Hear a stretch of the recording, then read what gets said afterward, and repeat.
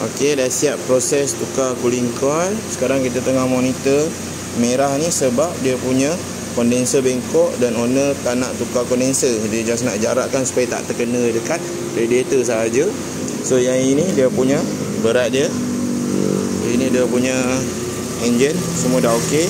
Penutup belum pasang lagi sebab tengah ambil data lagi. And then kat sini ni cooling coil dia. Dashboard dia dah buka. Dah siap pemasangan. Tak ada apa-apa error.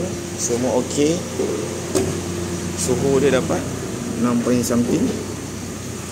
Masalah kereta ni dah selesai. Jom kita tengok keluar air tak kat bawah. Okey, keluar air kat bawah. Supaya elakkan terlupa pasang banjir. Kalau banjir, susah tu. Sini pemasangan sebelah sini. Mileage 291,654. Tadi sebelum pemasangan ada gambar airbag. Lepas pemasangan dah tak ada gambar airbag. Tadi Android kita tak buka. Wayar tu memang ada kat situ tadi. Kita hanya buka bawah sahaja. So masalah dah selesai. Kita test lampu. Signal dia memang slow. Slow betul. Alright, masalah dah selesai. Alhamdulillah.